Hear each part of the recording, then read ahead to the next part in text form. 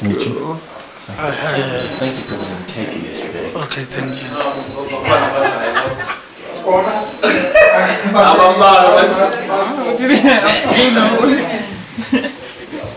These men don't have any manners. Yeah, come on. See, when you say that, you make the man stay in the seat. No, they usually get up. They usually get up. Elders first. Aha! Thank you. You have to. Generous. Yeah, I would have got it. Tony, let's sit down. Huh? Oh, what is you? You know somebody wants to sit down there. Ain't nobody sitting right there, but Oh, you can talk. She doesn't women. What? Ain't nobody sit right there with AJ. That's what I'm saying. Doesn't she must talk women? Full house, isn't it? Sir. Oh, I don't tell. And that ain't no free women. Let's hope, open here and there will be room for a few more.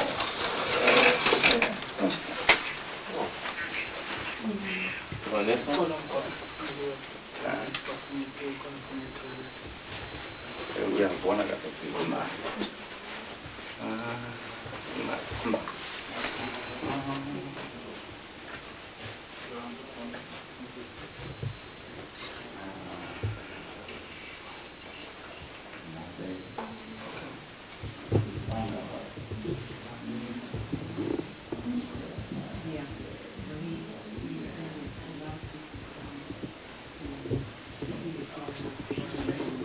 Really all countries. Every week we receive someone. And the whole thing is, I get, you don't get to see them. Good, thank you. I can ask how you are. I see you're all right. Yes, we're doing fine. That's good. When did you pitch up here? To South Africa? Last Thursday. Last week? Yes. Really? We've been here 4 days. 4 days, Thursday. 4 days. We're here. Oh. Ah. Yeah, we're in Cape Town. We just got to Port Elizabeth yesterday. And I'm sure you must have been impressed by Cape Town. Yes. Cape Town is beautiful. It is. And the surroundings Yes. is beautiful. Come in, ladies. Hello. Oh, Nakuja. Hello. Hello. Nice to meet you. There's Hello, Mr. Mbeki. So pleased to meet you. Thank you. Yes. It's good to meet you. There's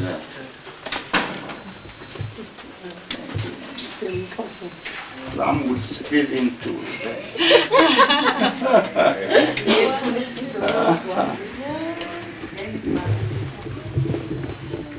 Is it all right if I take your picture? Is it all right if I take your picture? All right. You say all right? You're just used to it now. Good. Good. Just smile. Yeah.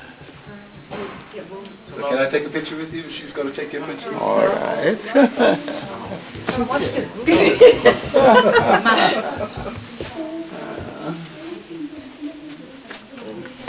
All right. Yeah, we're just going to shake it. Oh, yeah. Thank you. Thank you. Yeah. Let me take a picture. Either outside. Let me take a picture. Yeah, group picture. I was saying Cape Town is beautiful. Can you take one? Okay. Yeah. We'll do the pictures at the end. Yeah. Okay.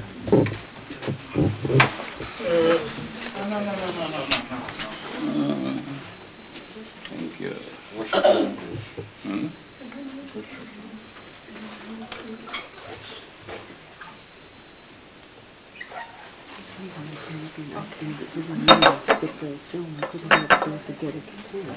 Dada. Mama? Dada Mbeki. It is such a pleasure to be here today, and we thank you for allowing us to come to your home. Thank you. It is almost touching the hand that built a leader of our country, and we are so thankful. And we're here with Dr. Hill, who is a director of the Renewable Energy and Environmental Protection from Texas Southern University, and the staff that will be introduced as when he introduced himself. And we thank Mr. Mjidwa and his colleagues for arranging our meeting here. And thank you so much. Thank you. Mr. Mbeki, we most humbly thank you for... Shouldn't they bring you a chair? I'm sure there must be a chair somewhere. I'm okay. Oh, thank you.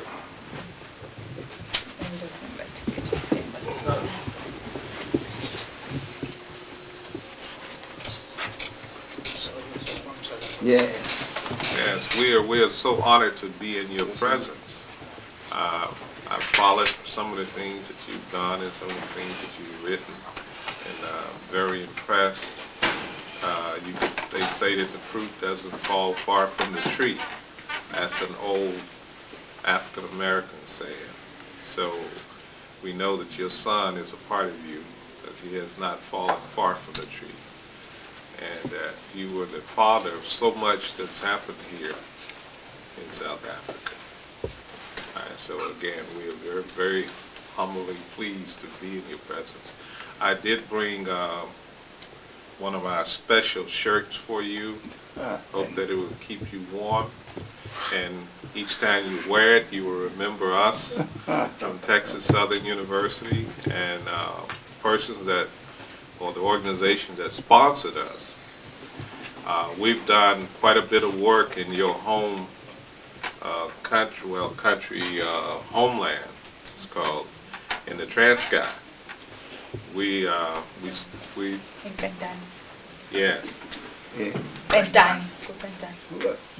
Bendan. Yes, we installed solar lighting systems Yeah. for the people in the rural areas, and now we're working to this trip. We will install a solar refrigerator so that persons could have refrigeration for their medicine, their foods, and they can just have a cool drink when they want it. Now, we realize that what we do is just minuscule. If we had more resources, we would do more. Yeah. But through the good fortunes of people in America, such as Reliant Energy and the Houston Endowment Foundation, and some of the other organizations, and the State Energy Conservation Office, we're able to do this. They provide the training for the persons that you see here. Some are part of our training program, and I'll just very briefly introduce the group to you. It's comprised of both students and professors, and of course there are some business people in the group as well. Back immediately behind me here is Mr. Wayman Smith. He's a university student in Ohio, Central State University. We have Tony Hilberg, who is a university student at Wiley College. Rashad Oscott is a university student. Just raise your hand when you're at Texas Southern University. Stephen Funderburk is a high school student there in the city of Houston at Bel Air. Rashad Cave is a high school student at Sterling High School. Dr. Daniel Jones is a university professor at Central Michigan University. Adrian Carragon is a high school student in Texas. And Angela Harris is a high school student in Denver, Colorado. Dion Epps is a university student at Wiley College. Phyllis Nervis is a staff member with an airline in Texas. Orla LaFleur is an engineer at Texas Southern University in solar energy. Tamara Nervis is a high school student at Texas Southern. Susan Green is a university student at Wiley College. Rachel Taylor is a consultant out of Houston, Texas. She's originally from Sierra Leone. And Dana Dallas Page is a publisher, newspaper publisher in Houston, Texas. Mark Purtle is a television producer, lack of a better description, in Houston, Texas. So you're now being televised, and the people in the U.S. will witness this that's happened today. This is historic, and that we are in the home of Govan Mbeki. That's awesome. It's really awesome. And did I miss anyone? Oh, Pearl. She can tell you her real name. We call My name is Ntokozo, and I'm originally, my family came from a small village in Bizana, which is Ponderland area. I know Bizana. Okay, and of course I grew up in Durban, and I'm now in Texas attending school, doing a PhD program in public health, and hopefully I can come back home. And Good.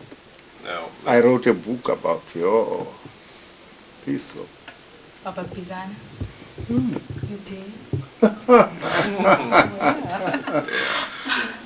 Peasants Revolt. Oh, really? Wow, I would love to see that. Good. Yes, the people of that area were fighters.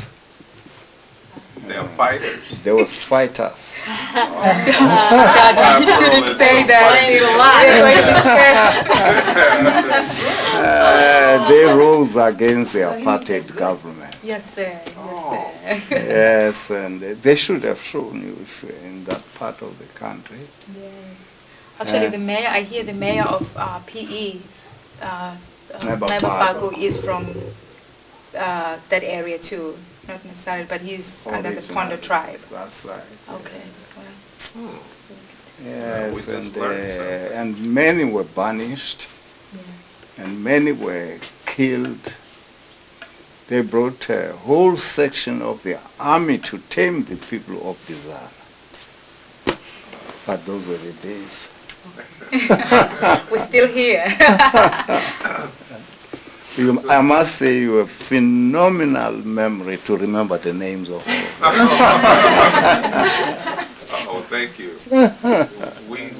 We had a visit on Friday, one day, to Robben Island. You did. Yes, we visited Robben Island, and there were so many emotions that surfaced from that place. You did. And I can imagine that you have a lot of emotions about that place. And for the young people here, we don't want to take too much of your time. We're really honored to be in your presence. So for the young people here, if it's not asking too much, if you could just, they've given their impressions of South Africa and what they've seen so far. Yes. So if you could take us back and bring us forward in terms of life in South Africa. I'm very happy you were taken to Robben Island. Yes. And I hope they had a good, was Kathrada there? No, he was not there. The others, younger people who were. Oh, Yeah, we had an Indian, Asian guy. But Older. last year we had one of the former prisoners there. That's right. Yeah. As a guide. Yes. Yeah. Yes. We lived for a long time there. Oh, how long were you there? I was 23 and a half years there. 23 and a half years. Yes. And it wasn't a pleasant place to be in. It's very nice now, I'm told. I have been there. I was there, I think, about 2 years ago. And it has improved. And but we built that place with our own hands. You built that place? Robben Island. Those jail structures. Oh. with the gray walls. Yes. Yes, we dug up the stones, the rocks, dressed them. We dug up the lime. We did the concrete. They don't use modern methods there. They use human labor. And when we arrived there, it was an old, dilapidated jail coming way back from centuries before. And they said, "Come in, madam."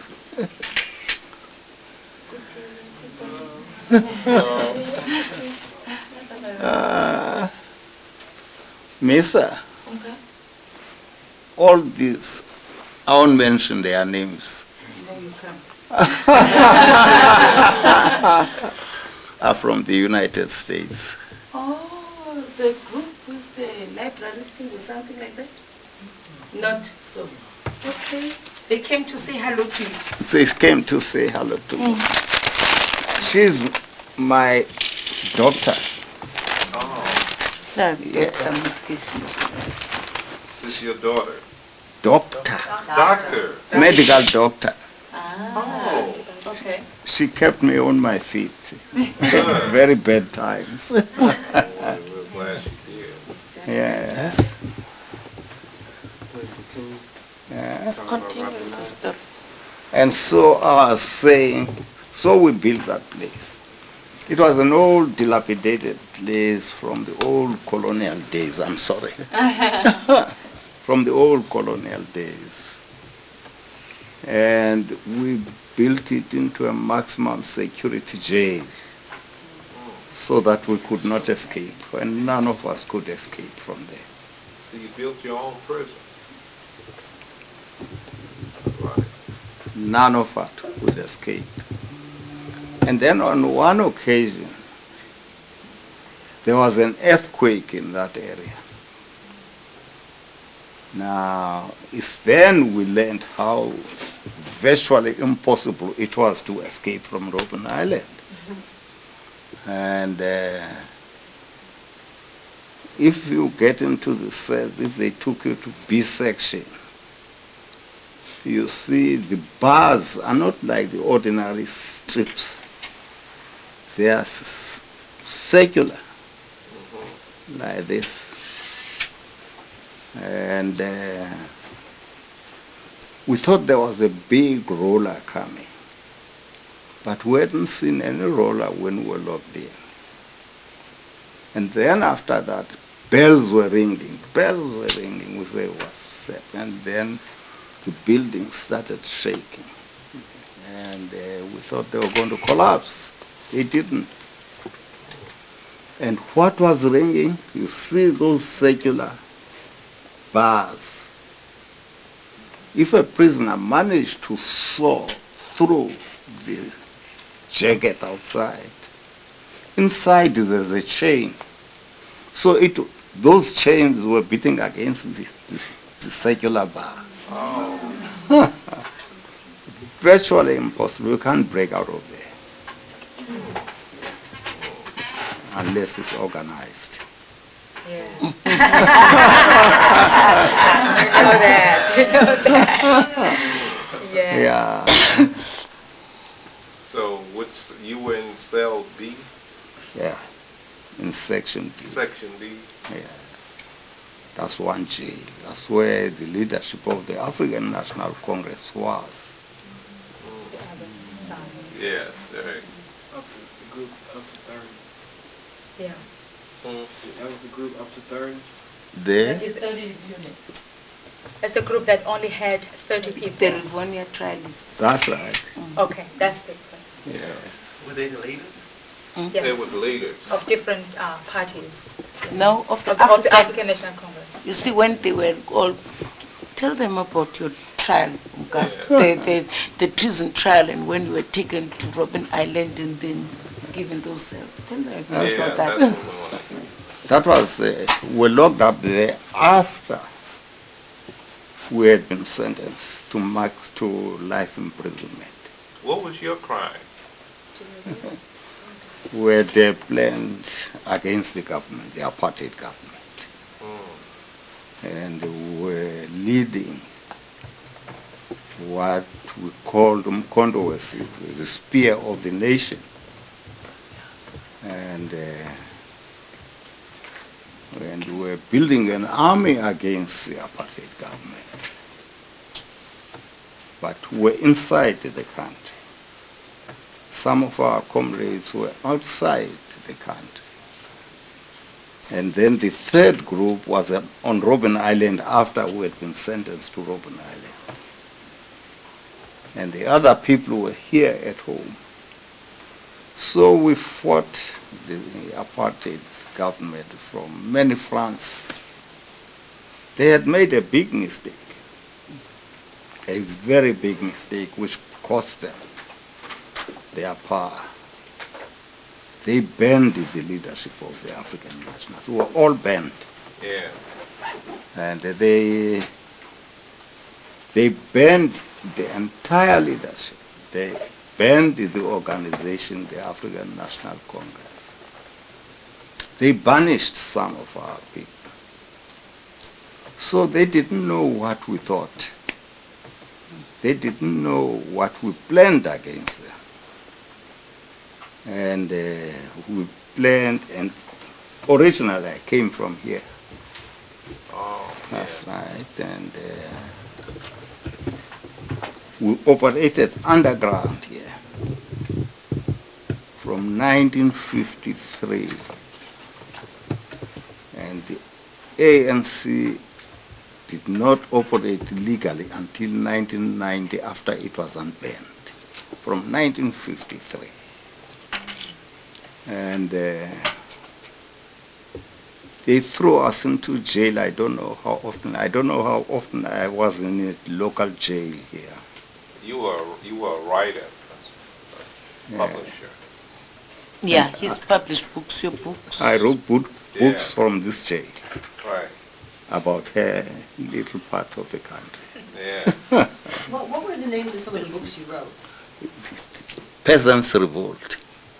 Peasants' Revolt. Peasants' Revolt. That's the one he wrote when he was on toilet paper, when he was here. You know, when you go on the highway, Kwa Royal. And then Kwa Royal, there's a part which goes, a little thing which goes up. That's where he was. Sort of, it's a cell. Then below there, the others you can see. Did you show them, Roy? Yeah, uzubabonise. You should Khola show. Ingathi incocho ipakwa Royal, so iphume yodwa pha wahleli tight, a solitary cell, yabo. So that's where he wrote his Peasants' Revolt. And then it's Sunset at Midday. That's another book. Sunset at Midday. Oh, after that I've written Sunset Learning at Midday. First from Robben Island. What race? I wrote, Learning from Robben Island, that is now after I came out of jail. That's another one. And Learning from the struggle for liberation in South Africa. Don't be quick, this is writing. Learning from Robben Island. Yes. Struggle for liberation in South Africa. A brief history. And Told them of Sunset at Midday. Sunset at Midday. Yes, they are available at Fogarty's. Fogarty's in is PE. one in PE. It's there in Green Acres and also in Warmer Park. Okay. So if you went there, then if she doesn't get, she has the copies now, she can order them from. And can we come and have him autograph them? Yeah, I'm Or sure. we can just send them with somebody and. If you want them autographed, give him a day at least to sign. Okay. I'm sure you'll autograph them, but if you give him time. We can bring them here and just leave them here. And For a day. Yeah. Then you can sign them for you, Were autograph any of the them. guards that believed in what y'all said or what y'all was trying to do? Any of the guards? Are you getting it? I said, were there any of the guards that believed in y'all, what y'all were trying to do? Were there any other people who believed? Were there any other people who were watching over you, over the guards, who believed in what you were trying to do? The prison warders. Not the prison warders. No, the prison warders were there to look after us. To keep That you you did not in- escape. And to keep us locked. Yeah. And but the jail at one time was about 2,000 people, the prisoners. Yes. And most of them were members of the African National Congress. They were also members of the Pan-Africanist Congress, PAC. And then there was another small group, Neville group, I don't know, they had some Chinese sort of name, that organization. I can't mention. I don't know what to mention. That was very difficult circumstance to survive in. What do you think helped you to go on and to survive a whole 23 years locked up like that? Number one, we conducted political education.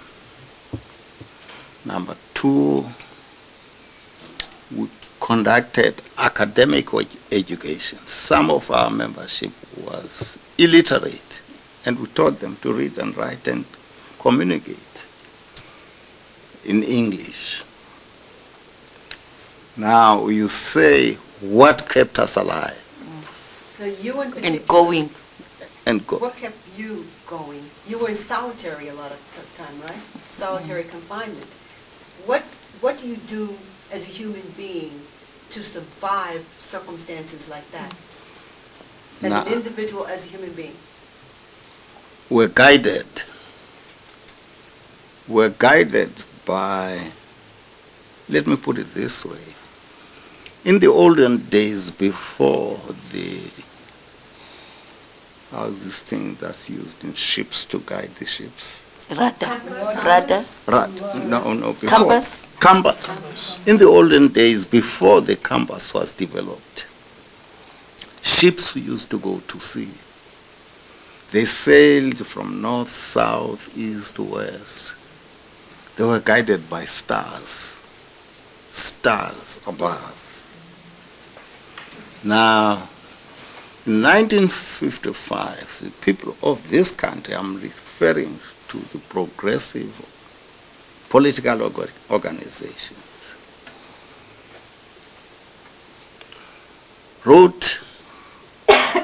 drafted, wrote, and presented to the people a document they called the Freedom Charter. I hope if you are properly guided in South Africa, you'll get a copy of the Freedom Charter. Okay. Do you want a copy of the Freedom Charter? Charter. Okay. But you'll have to make copies. I will make copies of it. The Freedom Charter. And you'll probably also be taken to the ANC offices while you are here. You should ask for a copy of the Freedom Charter. Now, it is that document that kept us alive. And it starts, I'll cite one or two clauses. The first document, South Africa belongs to all the people who live in it. That is the first article. And then it goes on. Education shall be open to all. And it has several clauses like that. Okay. It was these guides in the Freedom Charter sometimes would be isolated and live after very difficult circumstances, and isolated, no contact with anybody. And they would be telling you, oh, your fellow comrade there has broken down, is doing this and the other thing. but you were guided by the Freedom Charter. We knew your comrades, you depended on them. And when you were out of isolation, you found your comrades there still carrying on the struggle. Yeah, it's a beautiful document. You should get hold of it. And so you knew the document, and when you were in isolation, you would repeat the phrases to That's yourself? right. Is that You what repeat that. And believed in them. Yeah. It was something to hang on to. That's guided, right. That's directed, right. and focused by. Yes. We knew that even those who were guarding us, the warders, they were part of South Africa. We said South Africa belongs to all the people who live in it. They were part of it. We knew that those who operated the apartheid government were part of the people of South Africa. All we had to do is to take the power into our hands, and we will rule this country for the people of South Africa. And we did take the power in 1994.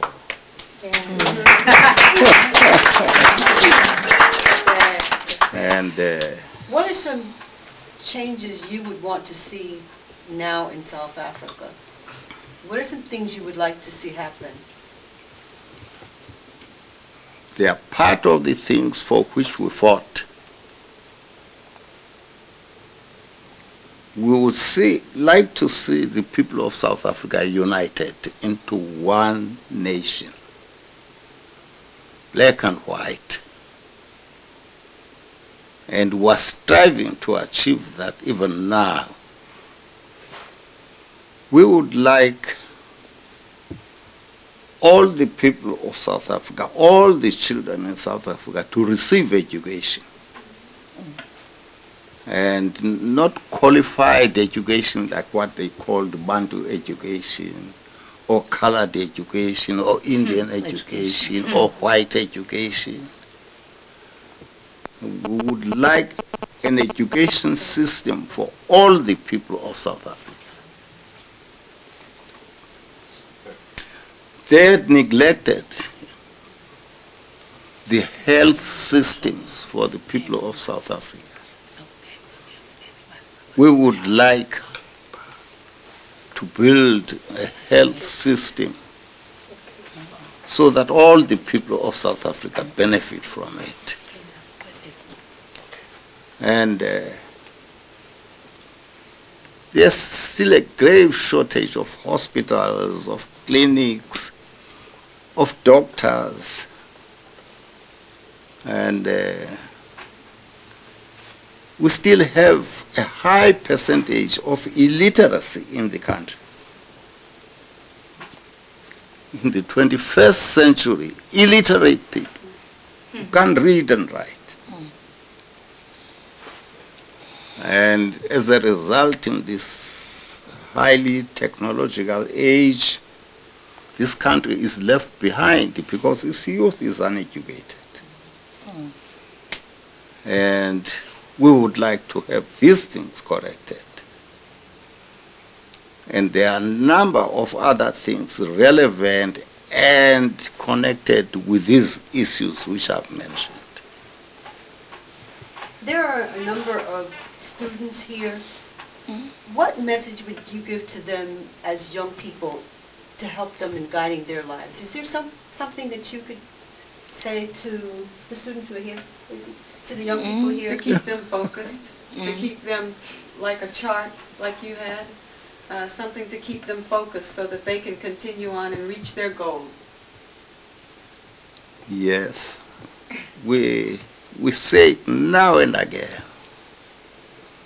A few days ago, what was the date? On the 8th, when it is birthday. They celebrated my 90th birthday here in the art. And they asked me to speak. I had a few words to say. Other people had spoken. But I addressed myself to the youth, and there were quite young people there. That they must treat education seriously.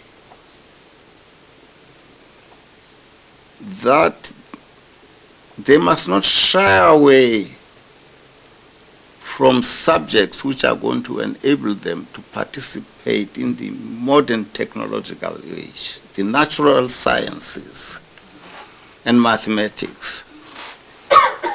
Now, some of our universities here, when the apartheid administration took over the control of African education in 1960, they sent lecturers from their universities to teach this. And you can imagine what those lecturers would have been teaching to those young people. They were teaching them to accept apartheid. Verwoerd, the principal figure who introduced apartheid, said when he was introducing that bill in Parliament, and before then, African education had been given by the missionaries. Verwoerd says, the Africans should not be persuaded to believe that they can graze on the green pastures of the white man. He said, what is the use of teaching the Bantu? That's how he called us. What is the use of teaching the Bantu mathematics? They will have no use for it. The Bantu must be taught to understand that they are going to work for the white man. When they are not working for the white man, they will go back into their own areas. So this was the type of education we received. This was the type of education our young people received. I don't know if some of them accepted it, but their minds were poisoned. What period of time? What time are you talking about? What period of time? I'm talking about from 1950. 54 until 1994. Until 94, okay. That's right. You see, that was the time when we went, for instance, when we went to Forte and you wanted to do science. If you're a female, you'd be interrogated. If you wanted to major in mathematics, yes, the professor will tell you you'll never pass it. Yes. That's right. And I know we don't want to keep you too long because we really appreciate you taking the time out. But I understand that you and Mr. Mandela were associates, are associates. And did you happen to grow up in the same area of the Transcape? That's right. Did you know him as a youth? How did you get to know Mr. Mandela? How did you come to know Mandela, Mr. Mandela? He left as a young man to find work in Johannesburg. I also left the Transkei after doing my primary education at 16. And boarding schools in Johannesburg. And there we met. Oh, okay. In Johannesburg.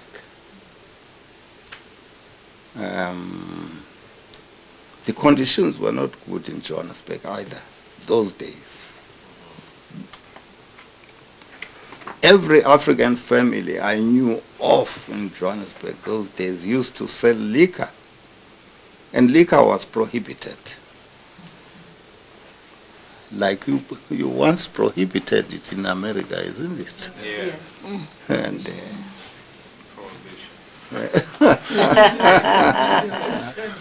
But it was it was consumed more volumes. But the people sold liquor illegally. Afrikaner families sold liquor illegally. Portuguese families sold liquor illegally. But the police, who were mostly Afrikaners, would close their eyes and walk as if in blinkers past Afrikaner families, past Portuguese families, and beat up people they found in African homes. Those were ugly days. Yeah. It was before they had developed the townships like Soweto. Oh, okay. We were living in the city. Yeah. And we carried a pass. A pass. Before apartheid, you carried a pass? Yes, we carried a pass. Don't pass. But it was Even different before from the whites. apartheid, Oh, okay. we carried a pass. But all the time you were still strategizing. You were working strategies. You started at an early age planning the ANC movement? Well, the ANC was legalized until 1950. But a pass, that instrument of slavery, as we called it, Yeah. a pass, it was called a dumb book, that is a stupid book. Yeah. Yeah. 10 every page. A policeman would stop you to require your dumb pass, and it turns a page after page. Somewhere you will be caught in that book. Somewhere. You're in the wrong place. You will be lucky if you escape jail. Virtually every African, male Africans especially, had been to jail. Had been to jail for the past offense. And then they gave it to women. Gave the book to women? To women, and the women fought back. If you are lucky one day to come across a book, I'm sure it is in your libraries, by Saul Blakey. What's the title? Something Africa. And the first secretary of the African National Congress, which was formed in 1912. You will see the struggle by the African women of this country against apartheid. S-O-L. S-O-L. S-O-L. Capital P-L-W-A-T-J-I-E.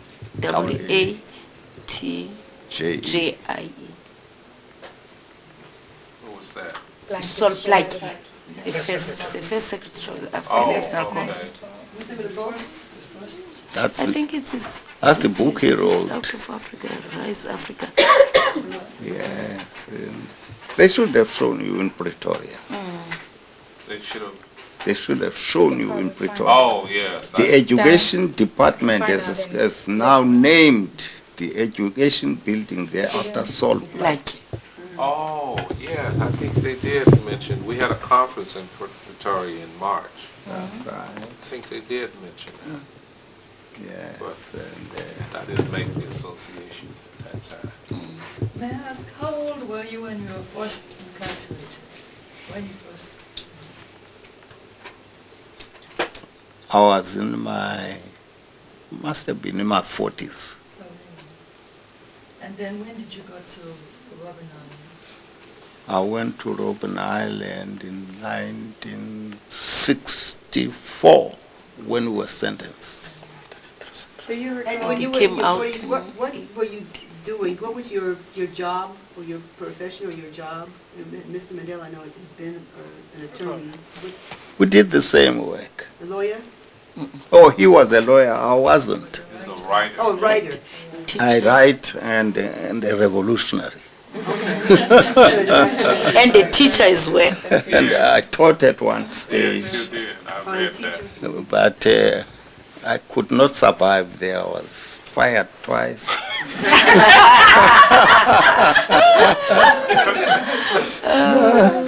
Did you teach with high school? High school. I taught at high schools. Yeah, I was a master of Latin. Latin master. Those days. Do you recall a political prisoner at Robben Island named Nkongo? Nkongo? Can you spell it, please? N-C-O-N-G-O? Nkongo. N-C-O-N-G-O-N. No N. Nkongo. Yeah. Nkongo. No. Abantu bethetha umkondo. Congo. Kondo. Congo.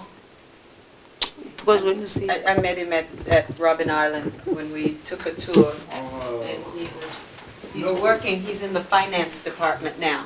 Yeah. You saw Robben Island. It had 7 Gs. Okay. 7 Gs. Ah, 7. There's 7 seven jails. different units. Seven Different Okay. jail units. Uh-huh. And if we lived in those units, I wouldn't know. You would know. Okay. I knew mostly the top ANC people in those particular units. Ah. But I was in Section B, Uh-huh. where there were only few of us. Okay. I think he was there 78. He got there in 78. So it could have been after the riots, and that's a different generation of leaders and the political prisoners. But he might know by face. I got a question. Yes. I noticed you say you were in jail for 23 years and you put your life to some degree in South Africa. I know you said that you were in jail for 23 years and you basically spent your life trying to protect Africa and put your heart into it. Does it disturb you when you look at the news and you see negative things portrayed on TV? Negative news portrayed on TV in South Africa disturbed. The negative news that's portrayed on TV. Do they disturb you about South Africa? Like what, for instance? Well, maybe the poverty for one. Poverty. And, when they talk about poverty, that you get the disturbed. bombing threats that sometimes goes on through the mischievous things. And sometimes we still see do you think your struggle clips was of in vain? fighting. Who controls the Lots media? of fighting. Yeah, that's the question. Yeah. That's the question. And why? We've lived in poverty.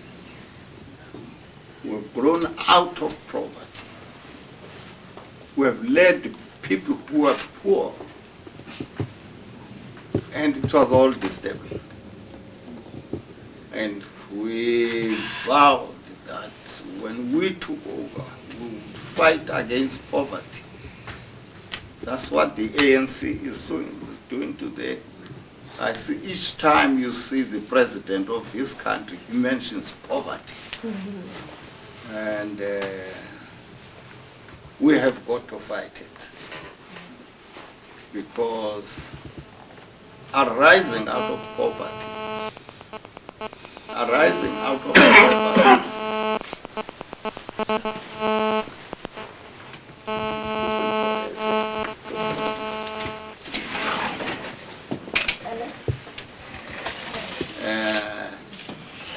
there are many other concomitant evils and from which the people of this country suffer. And that I just wanted to clear to them that really poverty is not necessarily that people are living in the shacks, but it is their way of life that was taken away from them, and it is quite a struggle for them to live that lifestyle far away from their fields that they used to own and the cattle they used to own, which in our days, or in your days, I guess, that was considered rich. I mean, you had everything you needed if you had land and owned cattle. And now things have changed. People have to be educated to be able to tap into the resources and be able to survive. That's right. And when urbanization took place in this country, we saw it grow before our own eyes. Take the whites, the Afrikaners. The Afrikaners were rural people like we were the rural people. And each family subdivided the farm they had until they could no longer eke a living from that land. That's how the poor white problem developed in South Africa. And then when, after the discovery of gold, they started going to Johannesburg, to Kimberley for diamonds. And during my holidays, I used to work on the streets of Johannesburg. I used to say, when I saw an Afrikaner woman or Afrikaner woman coming from that direction, I knew they were Afrikaner women. They used to wear cheap print.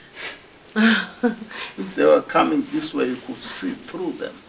4p a yard, those days. And they were poor. Their men always wearing black shirts, which developed into a political organization, the Black Shirts. Were poor, and they were without work. And they lived off the streets of Johannesburg. Although we were poor, we never went down to the levels to which the Afrikaners did. Because at least we supported each other. If I got to your family and said I was hungry, you would give me food. With whites, you don't do that. Right, that's right. And poverty, like racism. Now, the Afrikaners, when they took over power, they intensified racial differences, racist attitudes, and we fight today. We fought against racism with the apartheid regime. Because racism is ugly. Racism knows no color except the color you are fighting against. So whites fight against the blacks fight against the whites. If there's a riot, the blacks will kill everything white they come across. The whites will kill everything black if they come across. Now, we will fight against racism. We've defeated it here. But it's primary what we've done. Racism still rankles under the surface. But wherever racism rears its head, the African National Congress will be there fighting against it. Wherever it raises its head, we will help the people of that country to defeat racism. And we mean it. We mean it. We've suffered a lot. When I went to get Umgab's medication yesterday, in a chemist, in a pharmacy. Yeah. So there's a white lady who had a child who was ill. They're busy battling with the pharmacist, right? The pharmacist cannot prescribe antibiotics and so on, and she's grappling and she's grappling. The other one is giving her all the signs and the symptoms. I'm standing there, I'm waiting for Umkav's medication. So I listen and I say, okay, would you mind if I could just help you out? There's a couch there, I say there's a stethoscope. I say, I happen to be a doctor, you know, and I was wearing a duke, so nothing in me showed like I'm a professional person. So the woman looks at me and says, okay, the pharmacist, you know, she's a young girl, white girl, of course. And so I went to examine the kid. And then I made a prescription. But this I said, no. Can you give ourselves the benefit of our knowledge? You are a pharmacist and I happen to be a doctor. So let's respect that. You know? But you find that she couldn't really take it. Yeah. You know, as Umgav says, racism just sprouts out, you know, in little things. Yeah. Like she can't accept that she couldn't accept that I was a doctor. And I said I had no reason to I mean, I'm not apologetic for being a doctor, and I have no reason to tell a lie. And fortunately, when they punch the computer, my name is there, you know. And you find that somehow it's just not the right thing for an African female, for that matter. Do you foresee something like what is going on now in Zimbabwe happening here at some point in the future? No. We get it from a distance. And because our plan is not to kick white people out. You may hope. But we've got very astute leadership in the African National Congress. And because of that, they've seen the problem in Zimbabwe. And obviously all their plans will be as they have been proactively addressing the land issue. It is being addressed. But perhaps they might even decide to address it more vigorously. And I suppose more openly. You see, some of the things are not covered, as you said, who owns media. You see, are not covered in media, the good things that government is doing. They will talk poverty. You know, it's a common story in South Africa. Every African person. I first washed shoes when I went to secondary school. You know, and that's it. I started working as a gardener when I was 13 years old. Okay? With a pick and a what? And then to you, perhaps from America, you say, but now she's a doctor, you know? And to us, it's a normal story, you know? And you see, poverty is being alleviated by our government. Our kids can even choose Nikes and what, even the ordinary factory workers' child. They wear shoes to school, which things we never used to wear. And God knows how they used to warm their feet going to school. You saw a cow urinating, the urine is warm, you put your feet there. Not worried about the consequences of tetanus or anything. But you know, it was a normal story. Survival. It was survival. And so one gets a bit concerned, and because we don't control media, when they talk about poverty, when media depicts poverty in Africa, they forget. Incidentally, how we lived. There was a lady here who was said to be a media person. Yeah. But see, she's the one to cover. She's the good media. I have a Black Weekly newspaper. Her paper's black paper. I'll give you a copy of the Freedom Charter. Well, I haven't read much of your media. What we will do, Mbeki, we will make copies of her paper available to you. Once it's published, we'll have it sent over to you. Thank you. Can I give you my internet number? Yes, please. Okay, so that you can. And you're mailing it. Yeah, you know, email, and then I can then give the copy to. I know you're exhausted, but one last question. After all the things that you've gone through, the 23 years of imprisonment, the secondary treatment, the secondary substandard treatment, the dehumanizing things that you've gone through, do you think it was all worth it? Was it worth it? Are you bitter? Was it worth it? Was worth it. The things that you went through and your people went through, do you think was worth it? It was worth it. Especially for the leadership. Yeah. To have gone to jail, suffered as they did, and they planned. We planned from Robben Island. You turned it into a unit. Sorry. Oh, no. Sorry.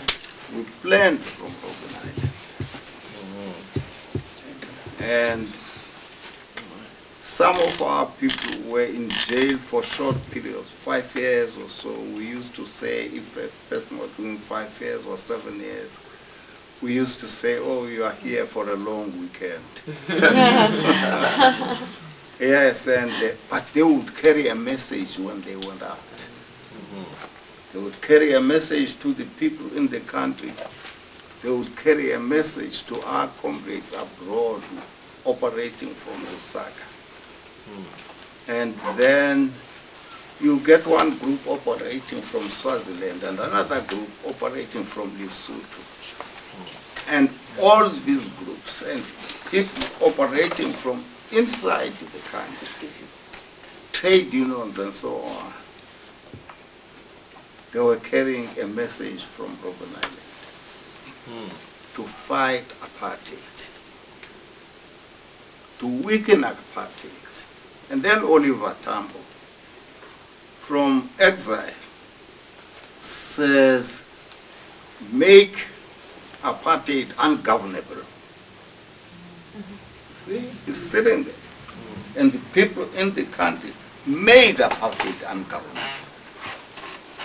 Strong. Did you happen to know any of our African American leaders? You hear about Martin Luther King and Malcolm X. And Martin Luther King. I knew personally one, Max Yegan. Who's? Max Yegan. Yegan. Yegan. Is it Y-E-G-A-N? It's Y, he was Y-E-G-A-N, Yegan. Yegan. He was with the, how did they call it, YMCA. YMCA. Alice. Oh, I see, yeah. He operated from the University of Fort Hare. Have you been there? Fort Hare? Fort Hare? Yes, I have. I've been there, but they have not yet been there. Yes, no. The archives of the ANC are Take them to the University of Fort Hare. We're working with some of the universities in the Transcai, and I thought it was rather interesting that the University of Connecticut will get the ANC papers. I don't know if you knew that, but one of my colleagues from the University of Connecticut told us that they would be the recipient of the ANC papers, and we all thought, why not Howard, which is a black university? Why not Texas Southern University would have access to these papers? Newspapers? The ANC papers, their archives, the papers. The ANC archives are at the University of Fort Hare. Yes. And they have a collaboration with the University of Connecticut. Then you should work They have a twinning, it's a twinning arrangement with some universities in America. Yes, Connecticut, University of Connecticut. It doesn't cater for the Afro-Americans, I suppose. African Americans. Well, there are some there, but it's considered a historically white institution, same as PE, University of Cape Town, and one of Vets. But our universities historically have been the great universities, Howard, Tuskegee, some of the older ones, I know Morehouse, in Texas, Prairie View, Texas Southern University, Morgan State, those schools. And in Connecticut, it's a fine institution. I mean, I don't want to give the wrong message. They're a fine institution, but we just thought it was ironic. Yeah, but you should build up your relationship with the principal of Fort Hare. He's from a progressive, background. I believe so. And then could at least chatter with him, and then perhaps meet the librarian, Mrs. Sau, and just, because some of the things. Because perhaps some people from America, sorry, not to cut you short, they come from a historically different background from the African Americans. But when they come perhaps to South Africa, they come with the relevant group of faces. You get what I mean? Yeah. And then we look at the faces. You get what I mean? Yeah. If I passed you at the street, I would hear from your accent, particularly you, from your accent that is not from your Brighton or Gap. This lady. What's your name? Rachel. It's only when you greet, it's only when a person greets you. And it was only when you spoke, because I thought she was part of the people working for the Department of Education, And then when you started speaking, I said, no, she's also American. Oh, I told you. You look like the person from New Brighton here in the downtown.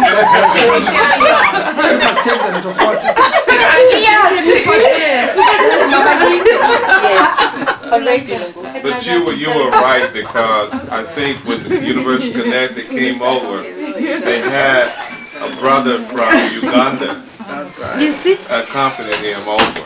And you're right. So the faces in the crowd maybe gave me.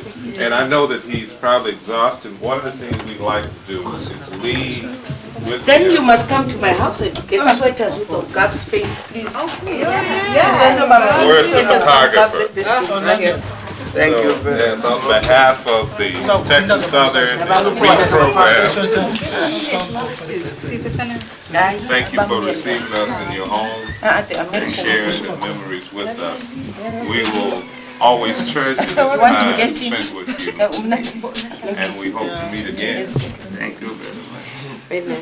Did you get your shot, Phyllis? No.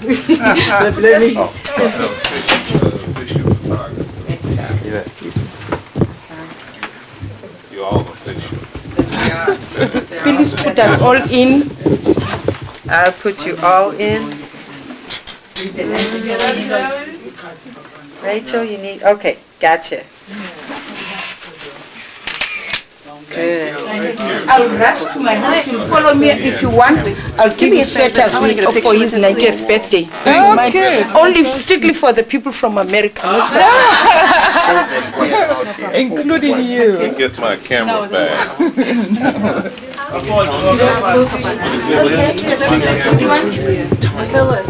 One second, outside here. Come through. Yeah. Come through, people. I know Ongav loves visitors. So, this is where we celebrated his birthday. Right there. We had a big tent there, and his 90th birthday. In fact, the watch he's wearing was the present from his daughter-in-law, the state president's wife. So, so it is. And I don't know what to call those flowers. Those flowers, they were 90. And Zanele presented on Gavra. Okay, get ready. Mamisa. M-A-M-I-S. One more. A-M-I-S-A. Good. Thank you. If I'm not derailing you, No, Bazayenza, don't worry. I-N-T. Okay. I had to get the mic close. Okay.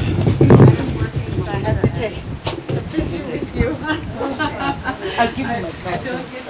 I think it's truly amazing to be here at his house. Such power to see where these the people have come from. To imagine he's been in Robben Island, and today he's the father of the president of South Africa. And it's just amazing. It's just thrilling for me, really, to be here and just look around to see. Great things can really happen if we just if we're able to survive the trials and tribulations that all nations really go through. think it's important. Survival. The survival of the fittest is what it's called, really. And they have really survived. Thank you.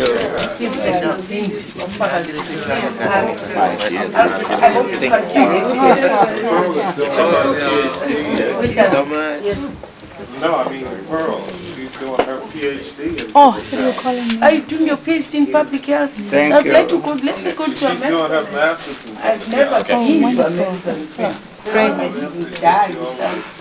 I'll take one picture as a group outside. Thank you. Just one more. Tell them one more. Now I want a picture by myself with it by myself. I'm sure you. I know when everybody's done. I think we're going outside so we can take a picture. Yes. Okay, just one with that. Just one. Just one. You wrote, thank you for writing that book.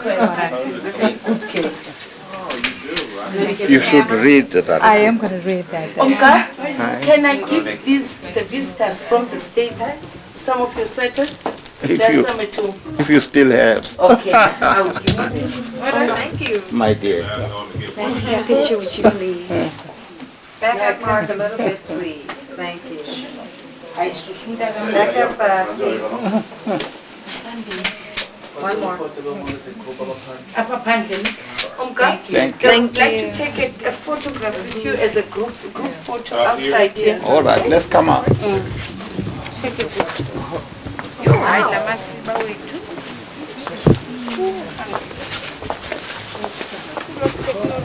This is nice. I'll take a beautiful photo. Beautiful pool.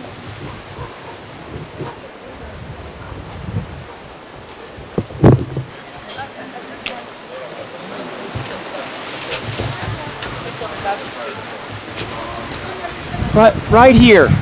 Is that okay? Just line up right here, if you could.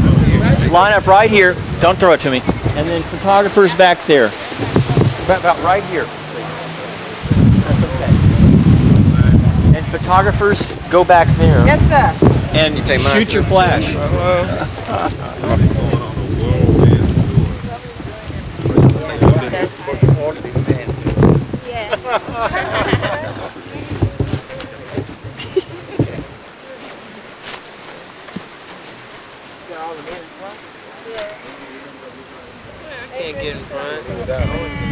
Okay.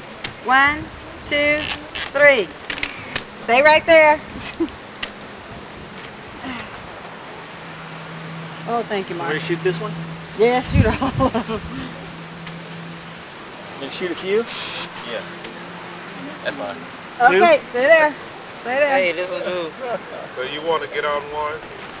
I Yes. would love to get on one. Here, I'll shoot it. Let me shoot it. I'll shoot it. Wait a minute. Phyllis. Stay, one more. Can I get in here? Yeah, go ahead. Where? Maybe we can get one of them to shoot it, Pearl. Yeah, I'll shoot it. Can I shoot it?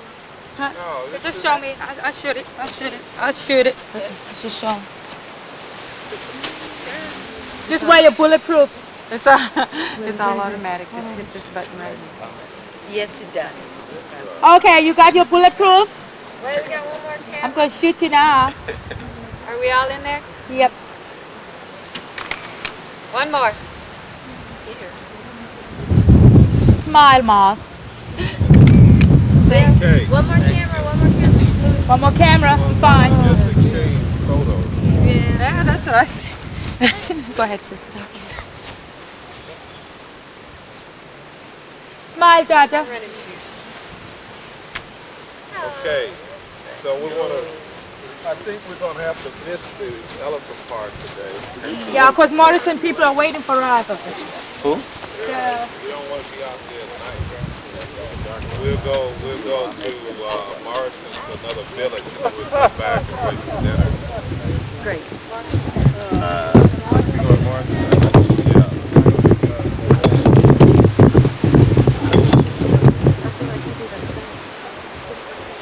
Wow. I was saying, where's that young lady? I was saying she looks very much like my friend. Like your friend? Pamela Bridgewater. Ah. She's an American ambassador now in Benin. In Benin? West Africa. B-E-N-I-N, Benin. Thank you, Rachel. Benin.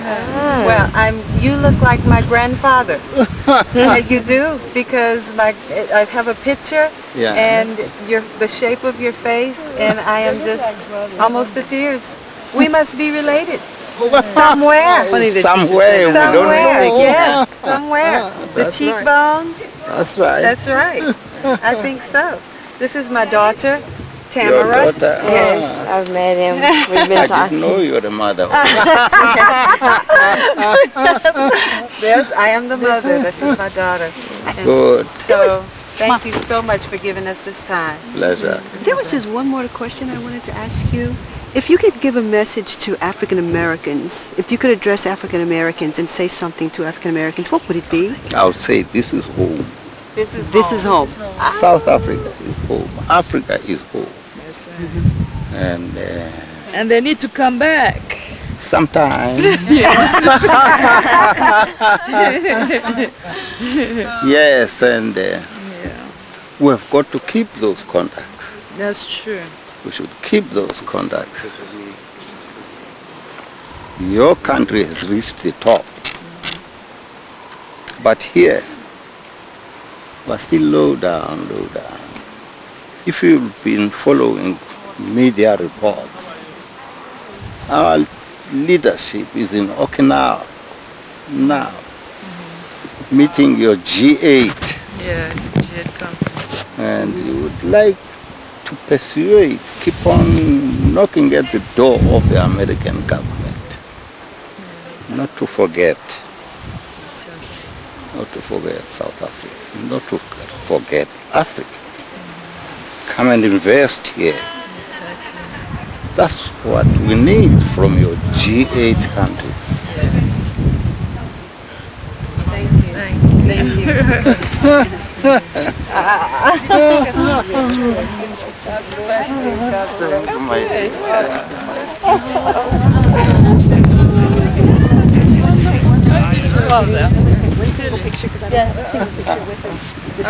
Stay right there. Don't look. I look terrible. No, I just want one. Okay, wait, don't. Okay. There you go.